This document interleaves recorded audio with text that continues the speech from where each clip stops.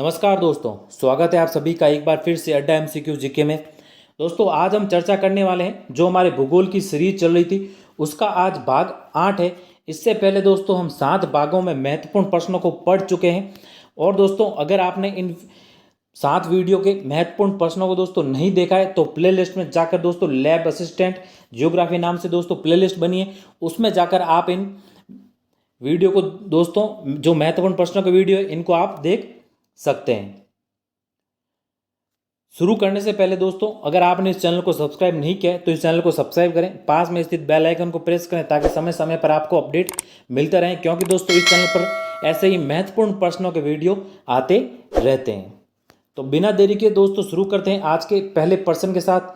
आज का पहला प्रश्न है दोस्तों, किसी दिए गए पारिस्थितिकी तंत्र में निवासियों की पोषित हो सकने वाली अधिकतम संभावित संख्या क्या कहलाती है? तो ये संभावित संख्या क्या कहलाती है दोस्तों? ये कहलाती है वहन क्षमता। क्या कहलाती है? वहन क्षमता। और इसका सही उत्तर दोस्तों ऑप्शन ब। और ये दोस्तों एक सीमाकारी स्रोत है। ये क्या है दोस्तों? सीमाकारी स्रोत। तो इसका सही उत्तर होगा आपका ऑप्शन ब। चलते हैं अब अगले प्रश्न की ओर। अगला दूसरा प्रश्न है दोस्तों, निम्नलिखित जलवायु कारकों में से जिसका स्थलीय पारिस्थितिकी तंत्र पर सबसे कम प्रभाव पड़ता है वह है। तो दोस्तों सबसे कम प्रभाव स्थलीय परिस्थितिकी तंत्र पर सबसे कम प्रभाव किसका पड़ता है? ये पड़ता है दोस्तों पवन का। इसका सही उत्तर है दोस्तों ऑप्शन स। चलते हैं अगले प्रश्न की ओर। अगला तीसरा प्रश्न दोस्तों, मिलानकोविच चक्र मुख्य रूप से प्रभावित करता है। तो दोस्तों सबसे पहले मिलानकोविच चक्र की बात करें तो दोस्तों मिलानकोविच चक्र क्या है? ये चक्र दोस्तों क्या किसके प्रभावों को वर्णन करता है? ये करता है दोस्तों हजारों वर्षों में अपनी जलवायु पर पृथ्वी की जो गतिविधियां होती है उसमें परिवर्तन के सामूहिक प्रभावों को दोस्तों ये वर्णन करता है। तो इसका सही उत्तर आपके क्या होगा? ये होगा दोस्तों आपके जलवायु परिवर्तन को। इसका सही उत्तर ऑप्शन अ होगा, यानी मिलानकोविच चक्र मुख्य रूप से प्रभावित करता है, ये करता है दोस्तों जलवायु परिवर्तन को। इसका सही उत्तर है ऑप्शन अ। चलते हैं अब अगले प्रश्न की ओर। अगला प्रश्न है दोस्तों, लियोपोल्ड मैट्रिक्स संबंधित है। तो दोस्तों सबसे पहले लियोपोल्ड मैट्रिक्स की बात करें दोस्तों तो एक मैट्रिक्स है दोस्तों, और इसमें दोस्तों पर्यावरणीय कारक और निष्पादित कारकों का दोस्तों इस मैट्रिक्स में मूल्यांकन किया जाता है। और दोस्तों ये सकारात्मक और नकारात्मक प्रभावों जो भी होते हैं उनको नोट किया जाता है, और दोस्तों इनके योग के परिणाम को दर्ज किया जाता है। इसको कहते हैं दोस्तों लियोपोल्ड मैट्रिक्स। और ये किससे संबंधित है दोस्तों? तो ये संबंधित है पर्यावरणीय प्रभाव आकलन विधि, यानी दोस्तों पर्यावरणीय प्रभाव मूल्यांकन से। तो इसका सही उत्तर आपके ऑप्शन द, यानी इसका संबंध किससे है? इसका संबंध है दोस्तों पर्यावरणीय प्रभाव आकलन विधि से। इस मैट्रिक्स में पर्यावरणीय प्रभाव को दोस्तों आकलित कर गणना की जाती है। तो इसका सही उत्तर आपका ऑप्शन द, यानी पर्यावरणीय प्रभाव मूल्यांकन से। चलते हैं अगले प्रश्न की ओर। अगला 5वां प्रश्न है दोस्तों, स्वस्थानीय संरक्षण के तहत निम्न में से कौन सा शामिल नहीं है? दोस्तों सबसे पहले अगर समस्थानीय संरक्षण की बात करें तो समस्थानीय संरक्षण क्या है दोस्तों? ये है जैव विविधता को उसके प्राकृतिक पर्यावरण में संरक्षित करना। समस्थानीय संरक्षण क्या है? जैव विविधता को उसके प्राकृतिक पर्यावरण में संरक्षित करना। यह है दोस्तों आपके समस्थानीय संरक्षण। अब दोस्तों इसके अंतर्गत बात करें कि इसके अंतर्गत दोस्तों क्या आते हैं, तो इसके अंतर्गत आते हैं दोस्तों आपके बायोस्फीयर रिजर्व, बायोस्फीयर रिजर्व। और बात करें दोस्तों तो इसके अंतर्गत आते हैं राष्ट्रीय उद्यान, अभयारण्य, वेटलैंड्स और दोस्तों मैंग्रोव वनस्पति। तो दोस्तों राष्ट्रीय उद्यान आते हैं, वन्यजीव अभ्यारण्य ये भी आते हैं दोस्तों, बायोस्फीयर रिजर्व ये भी आते हैं, और इसके अलावा वेटलैंड्स और मैंग्रोव वनस्पति ये भी आते हैं दोस्तों। और इसके अंतर्गत कौन सा शामिल नहीं है? ये नहीं है दोस्तों आपके वानस्पतिक उद्यान। तो इसका सही उत्तर होगा क्या होगा दोस्तों? ऑप्शन ब। चलते हैं अब अगले प्रश्न की ओर।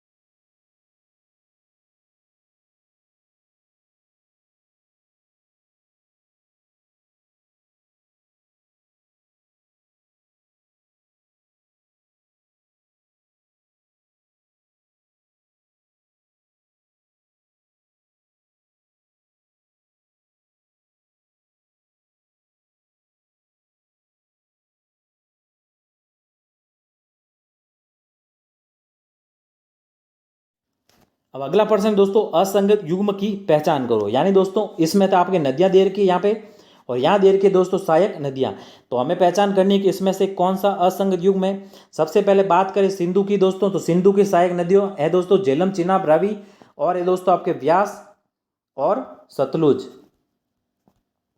और दोस्तों गंगा की बात करें तो गंगा की पुनपुन, सोन और महानंदा और भी नदियां दोस्तों, और सहायक नदियां दोस्तों गोमती है, घाघरा है और गंडक, बूटी गंगा, कोसी, महानंदा, ब्रह्मपुत्र और भी दोस्तों, और यमुना, टोंस, सोम, ये सभी दोस्तों आपके गंगा नदी की सहायक नदियां हैं। अब दोस्तों अगर गंगा नदी की बात करें तो गंगा नदी में दोस्तों बाएं ओर से और दाएं ओर से मिलने वाली अलग अलग नदियां हैं। सबसे पहले बाएं ओर की बात करें तो बाएं ओर से दोस्तों गोमती, घाघरा, गंडक, बूटी गंगा और ब्रह्मपुत्र, ये प्रमुख नदियां हैं। और दाएं ओर की बात करें दोस्तों तो ये आपकी यमुना, टोंस, सोम, ये प्रमुख नदियां जो दोस्तों आपके दाएं ओर से मिलती है। तो गंगा का भी दोस्तों ये सही युग्म है और सिंधु का भी ये सही युग्म है। गोदावरी की बात करें दोस्तों तो गोदावरी की सहायक नदियां हैं आपकी प्रवरा, पूर्वा, मंजरा और टोन गंगा, वर्धा, वैनगंगा, परवाहिता, इंद्रावती, मनेर, जो कि दोस्तों इसमें नहीं है। तो आपके 100 ऑप्शन इसका सही उत्तर हो जाएगा। इनमें से दोस्तों यह असंगत युग्म है आपके तेल, काबिनी, भवानी, इसकी सहायक नदियां नहीं है।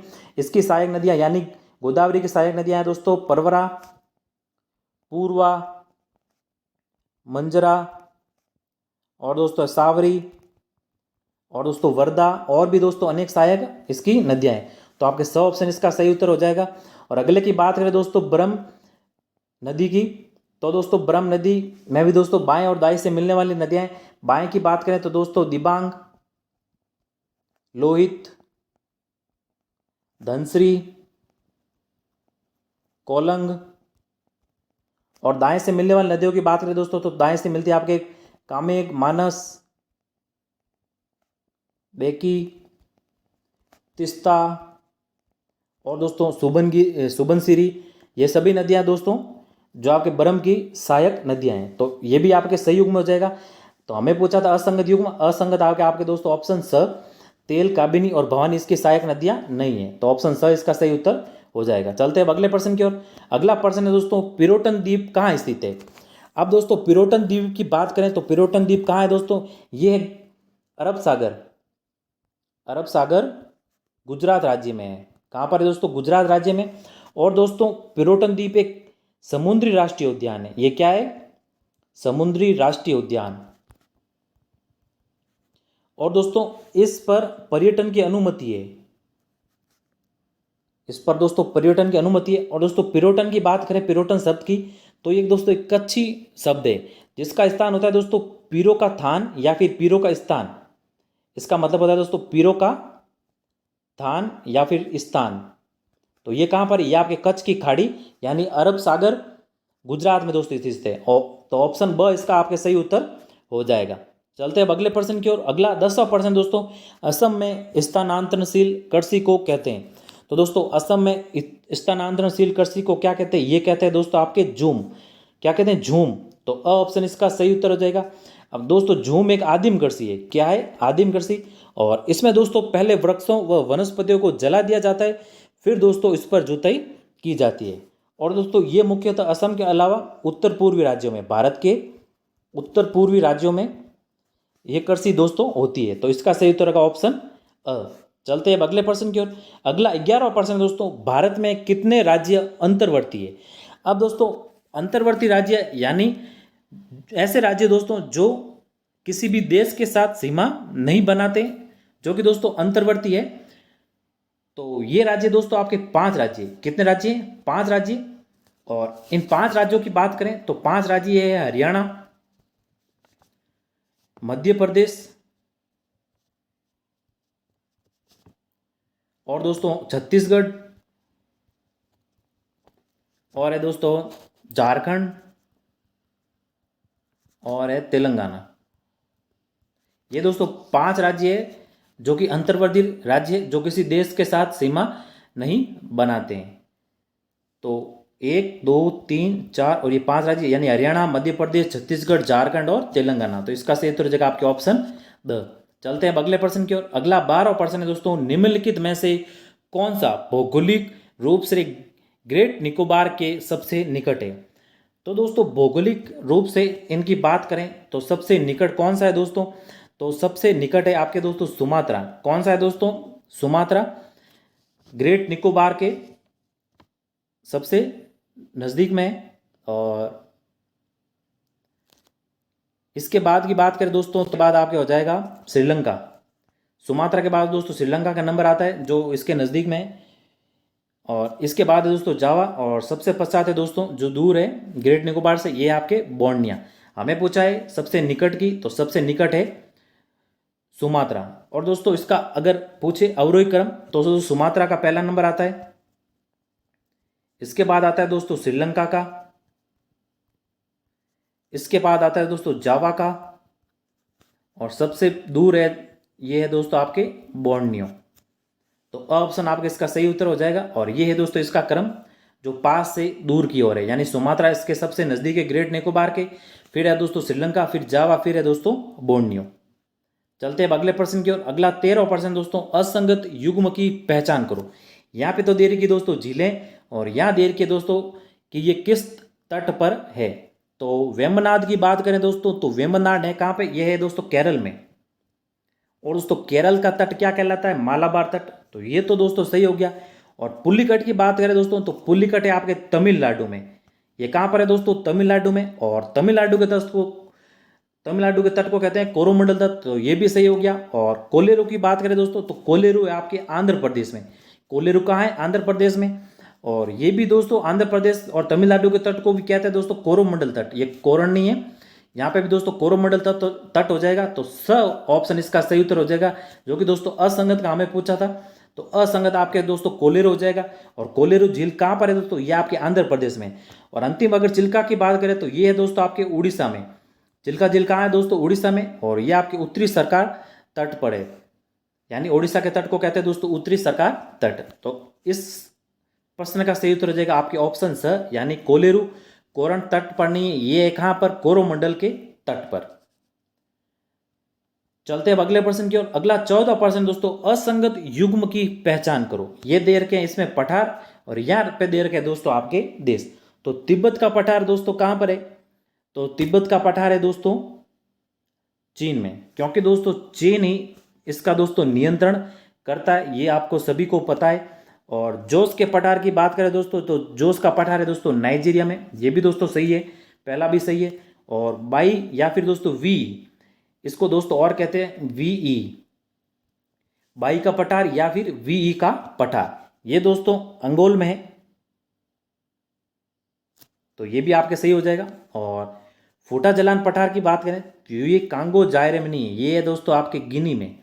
कहाँ है दोस्तों? गिनी में, यानी अफ्रीका, गिनी अफ्रीका में। तो द ऑप्शन हो जाएगा दोस्तों इसका सही उत्तर। हमें असंगत का पूछा था, तो फूटा जलान पठार कांगो जायरे में नहीं, ये गिनी अफ्रीका में।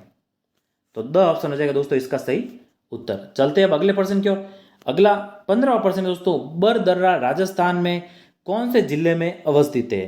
तो दोस्तों बरदर्रा है आपके अजमेर जिले में। कहाँ पर है? अजमेर जिले में। और एक महत्वपूर्ण प्रश्न बनता है दोस्तों, ये है आपके NH-15 पर। कहाँ पर दोस्तों? NH-15 यानी नेशनल हाईवे 15 पर। तो ऑप्शन हो जाएगा इसका सही उत्तर। चलते हैं अगले प्रश्न की ओर। अगला 16 प्रश्न है दोस्तों, बेहद ही इंपॉर्टेंट प्रश्न, निम्नलिखित को सुमेलित कीजिए। यहाँ पर दोस्तों ये क्षेत्र है, और यहाँ पे दोस्तों इनको स्थानीय नाम है ये।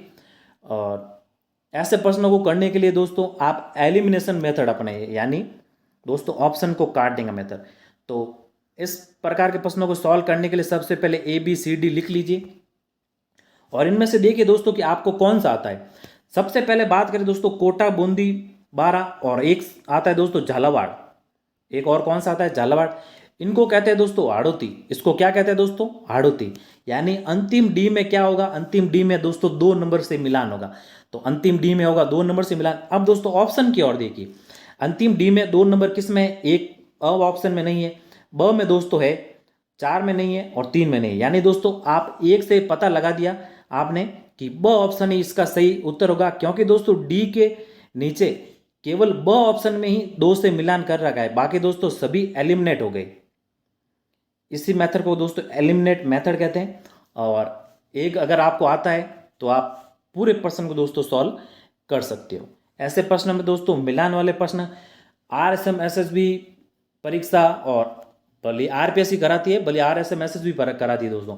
एक तो असंगत की पहचान कीजिए इनमें से, और दोस्तों इनका एक मिलान कीजिए। ऐसे प्रश्न दोस्तों इनका ट्रेंड चल रहा है और ऐसे प्रश्न आपको परीक्षा में देखने को जरूर मिलेंगे। तो इसका सही उत्तर तो दोस्तों ऑप्शन अब हो गया, यानी हमने एक हाड़ौती क्षेत्र से ही दोस्तों पहचान कर ली इसके सही उत्तर की। और अगर डूंगरपुर बांसवाड़ा प्रतापगढ़ क्षेत्र की बात करें दोस्तों, तो डूंगरपुर प्रतापगढ़ बांसवाड़ा क्षेत्र को दोस्तों वागड़ कहते हैं, जो ए में दोस्तों 3 देर का यहाँ पे देख लीजिए आप। और डूंगरपुर और पूर्वी सिरोही एवं उदयपुर जिलों की बात करें तो इसका होगा दोस्तों भोमट, ये एक नंबर दे रखा है इसमें। और आबू पर्वत खंड की बात करें तो इसको कहते हैं अर्बुद, ये दे रखा है 4, यानी तो रहेगा दोस्तों ऑप्शन पर। हमेशा ध्यान रखिएगा दोस्तों, एलिमिनेशन मेथड को अपनाइए, यानी इसका दोस्तों एक ने जाएगा 3, यहाँ पे 1, यहाँ पे 4 और 2, यानी 3 1 4 2। एलिमिनेशन मेथड से ही ऐसे प्रश्नों को सॉल्व करिएगा। ठीक है दोस्तों, तो इसका सही उत्तर आपके ऑप्शन ब हो जाएगा। चलते हैं अब अगले प्रश्न की ओर। अगला प्रश्न दोस्तों, गलत युग्म की पहचान करो। यहाँ पे दे रखा है दोस्तों आपके जल राशि, और यहाँ पे दे रखा है दोस्तों स्थान या फिर जिला।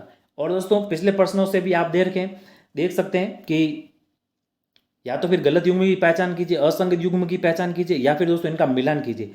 ऐसे ही प्रश्नों का दोस्तों ट्रेंड है, इसलिए आपके लिए ऐसे ही प्रश्न लेकर आया हूं। और परीक्षा में दोस्तों देखिएगा आपको ऐसे ही प्रश्न देखने को मिलेंगे। तो दोस्तों चलते हैं अपने प्रश्न की ओर। तो कायलाना की बात करें दोस्तों, ये जोधपुर में, तो ये तो इसका सही है। और चांद बावड़ी की बात करें अबानेरी दोसा में, ये भी दोस्तों सही है। गढ़सीसर की बात करें तो दोस्तों ये बीकानेर में नहीं है, ये कहाँ पर है, ये आपके जैसलमेर में। ये कहाँ पर है, जैसलमेर में। और गैप सागर की बात करें तो डूंगरपुर में, ये भी सही। तो इसका सही उत्तर क्या हो जाएगा, ऑप्शन स, यानी गढ़सीसर बीकानेर में नहीं है, ये कहाँ पर है, जैसलमेर में। तो स ऑप्शन इसका सही उत्तर हो जाएगा। चलते हैं अगले 18वें प्रश्न की ओर। अगला प्रश्न दोस्तों, वह जिला युग्म जहां सागवान के वन पाए जाते हैं। तो सबसे पहले दोस्तों सागवान के वनों की बात करें तो सागवान के वन ये कहां पर पाए जाते हैं, मुख्यतः ये पाए जाते हैं दोस्तों आपके प्रतापगढ़, डूंगरपुर और मुख्यतः दोस्तों दक्षिणी उदयपुर में, और आबू पर्वत में, और बारा में, कोटा में, और दोस्तों झालावाड़ में। इन क्षेत्रों में दोस्तों मुख्यतः पाया जाता है, यानी उदयपुर और डूंगरपुर इसका सही उत्तर का ऑप्शन अ। यानी दोस्तों जो आपके राजस्थान का दक्षिणी क्षेत्र है उस क्षेत्र में दोस्तों आपके सागवान के वन पाए जाते हैं। तो इनमें दोस्तों दक्षिणी जिले हैं आपके उदयपुर और डूंगरपुर, तो अ ऑप्शन हो जाएगा इसका सही उत्तर। चलते हैं अब अगले प्रश्न की ओर। अगला प्रश्न है दोस्तों, ये भी दोस्तों सही कौन सा मिलान नहीं है इसकी पहचान करनी है। यहाँ पे आपके लिफ्ट परियोजना है, और यहाँ पे जो पेयजल क्षेत्र जहाँ पे आपूर्ति होती है इन लिफ्ट नहरों से। तो सबसे पहले बात करें कंवर सेन की, तो कंवर सेन दोस्तों बीकानेर में जल आपूर्ति करता है, तो ये तो आपके सही हो जाएगा मिलान इसका। गंदेली सेवा की बात करें तो ये चूरू में दोस्तों करता है, ये भी सही हो जाएगा। राजीव गांधी लिफ्ट नहर की बात करें तो ये जैसलमेर में नहीं करता है, ये जोधपुर और दोस्तों पाली और दोस्तों बाड़मेर जैसे क्षेत्रों में करता है, मुख्यतः दोस्तों जोधपुर में। और गजनेर लिफ्ट नहर की बात करें तो ये आपके नागौर में करती है, तो सब ऑप्शन इसका सही उत्तर हो जाएगा। ये राजीव गांधी लिफ्ट नहर पेयजल आपूर्ति जैसलमेर में नहीं करती, ये करती है मुख्यतः जोधपुर में, और जोधपुर के अलावा पाली और दोस्तों बाड़मेर जिलों में। तो सब ऑप्शन इसका सही उत्तर हो जाएगा। चलते हैं अब अगले प्रश्न की ओर। अगला 20वां प्रश्न दोस्तों, सेवेरोय पहाड़ियाँ कहाँ स्थित है। बहुत ही सरल प्रश्न है दोस्तों, तो ये आपके तमिलनाडु में, ये कहाँ पर है, तमिलनाडु में। तो सब ऑप्शन हो जाएगा इसका सही उत्तर। चलते हैं अगले प्रश्न की ओर। अगला 21वां प्रश्न दोस्तों, ये दोस्तों आपके प्रश्न 21वां प्रश्न बेहद ही महत्वपूर्ण प्रश्न है, इसको स्टार लगा दीजिएगा। ऐसे प्रश्न दोस्तों परीक्षा में बन सकते हैं आपके। तो प्रश्न क्या है, निम्नलिखित नदियों को उनकी लंबाई के आधार पर बड़ी से छोटी क्रम में सजाइए। बेहद ही इंपॉर्टेंट प्रश्न है दोस्तों, यानी बड़े से छोटे क्रम में दोस्तों हमको बताना है यहाँ पे कौन सा उत्तर हमारे सही है। सबसे पहले दोस्तों अगर नर्मदा नदी की बात करें तो नर्मदा नदी की लंबाई है दोस्तों आपके 1312 किलोमीटर। कितनी है दोस्तों, 1312 किलोमीटर। और महानदी की बात करें दोस्तों तो महानदी की है दोस्तों आपके 900 किलोमीटर। कितनी है, 900 किलोमीटर। और दोस्तों गोदावरी की बात करें तो गोदावरी की लंबाई है दोस्तों आपके 1465 किलोमीटर, यानी 1465 किलोमीटर। और कृष्णा की बात करें दोस्तों तो कृष्णा के दोस्तों लगभग आ गए 1400 किलोमीटर। आप देख लीजिए इसमें से, यानी नर्मदा है आपके 1312, गोदावरी है नहीं महानदी है आपके 900, गोदावरी है 1465 और दोस्तों कृष्णा है आपके 1400 किलोमीटर। अब बड़े से क्रम में रखेंगे तो सबसे पहले बड़ी कौन सी दिख रही है दोस्तों आपको? सबसे पहले बड़ी दिख रही है 1465 किलोमीटर यानी गोदावरी, तो 3 नंबर आपके आ जाएगा पहले। इसके पश्चात कौन सी है दोस्तों? इसके पश्चात है कृष्णा यानी 3 के बाद आ जाएगा दोस्तों आपके 4 नंबर। इसके पश्चात है दोस्तों आपके नर्मदा यानी 1312 किलोमीटर, ये आ जाएगा 1 नंबर। इसके पश्चात जो सबसे छोटी है ये आपके महानदी, तो इसके पश्चात आ जाएगा आपके 2 नंबर, यानी 3 4 1 2। तो 3 4 1 2 किस ऑप्शन में है? ये आपके दिख रहा है ऑप्शन ब में, तो ब ऑप्शन इसका सही उत्तर हो जाएगा।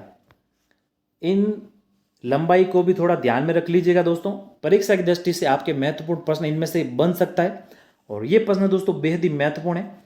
इस प्रश्न को दोस्तों स्टार लगा लीजिएगा। एक बार और रिपीट कर देता हूं, नर्मदा नदी की आपकी लंबाई है 1312 किलोमीटर, महानदी की लंबाई है दोस्तों 900 किलोमीटर और गोदावरी की लंबाई है 1465 किलोमीटर और जो कृष्णा की लंबाई है आपके 1400 किलोमीटर। और इसको छोटे से हमें बड़ी से छोटा पूछा है तो बड़ी से छोटा आपके 3 4 1 2 हो जाएगा, तो ब ऑप्शन हो जाएगा दोस्तों आपके इसका सही उत्तर। चलते हैं अब अगले प्रश्न की ओर।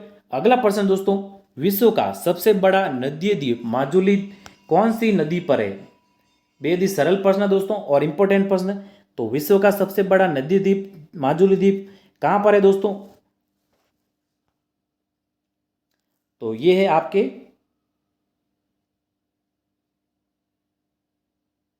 ब्रह्मपुत्र नदी पर।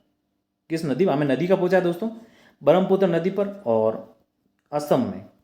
कहां पर है दोस्तों? असम में ये द्वीप है माजुली द्वीप, कहां पर है? असम में और ब्रह्मपुत्र नदी पर, तो स ऑप्शन हो जाएगा इसका सही उत्तर। चलते हैं अब अगले प्रश्न की ओर। अगला 23वां प्रश्न दोस्तों, इसमें से भी असंख्य युग्म की पहचान करनी है। यहाँ पे आपके बांध परियोजना और किस किस देशों में ये विवाद है उसका है दोस्तों। तो सबसे पहले बात करें बगलिहार की, तो बगलिहार है दोस्तों आपके भारत पाकिस्तान, यानी दोस्तों बगलिहार जो परियोजना है इसका जल के लिए दोस्तों विवाद किन किन देशों के मध्य है? तो ये है दोस्तों आपके भारत और पाकिस्तान के मध्य, तो ये तो आपके सही हो जाएगा। और नाथुला की बात करें दोस्तों तो ये आपके भारत और नेपाल के मध्य विवाद है, ये भी सही है दोस्तों। तिस्ता की बात करें तो जल के लिए विवाद भारत बांग्लादेश से है, ये भी सही है।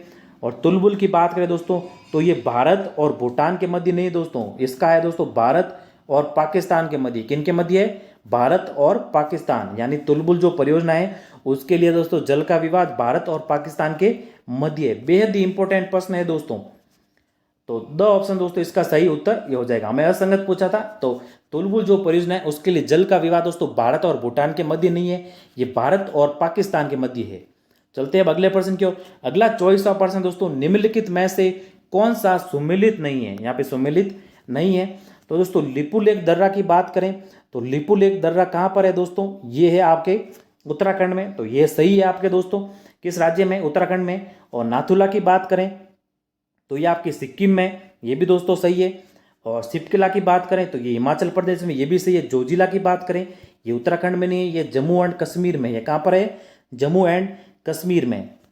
तो द ऑप्शन दोस्तों इसका सही उत्तर हो जाएगा। चलते अब आज के अंतिम प्रश्न की ओर। अंतिम प्रश्न और बेहद ही दोस्तों महत्वपूर्ण प्रश्न, इंपॉर्टेंट प्रश्न। और प्रश्न क्या है दोस्तों? निम्नलिखित पर्वत चोटियों को पूर्व से पश्चिम दिशा के क्रम में सजाइए। अब ये दोस्तों आपके पर्वत चोटियां हैं, इसको हमें पूर्व से पश्चिम क्रम में सजाना है। तो दोस्तों अगर बात करें इन चोटियों की तो ये है दोस्तों आपके रेफरेंस में भारत का पूर्वी, तो ये दोस्तों आपके पूर्व दिशा और ये होगी आपके दोस्तों पश्चिम दिशा।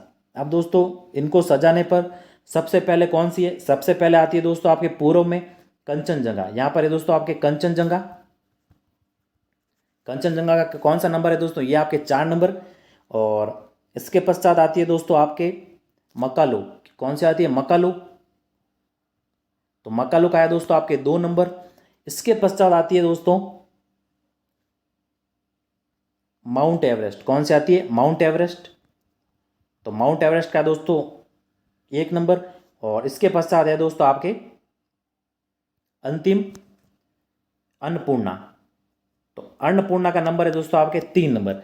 हमें दोस्तों ध्यान में रखिएगा इस प्रश्न को, हमें पूर्व से पश्चिम में पूछा है, तो पूर्व से पश्चिम में 4, 2, 1 और दोस्तों 3 होगा, यानी सबसे पूर्व में दोस्तों आपके कंचनजंगा, फिर है दोस्तों मकालू, फिर है माउंट एवरेस्ट, फिर है अन्नपूर्णा।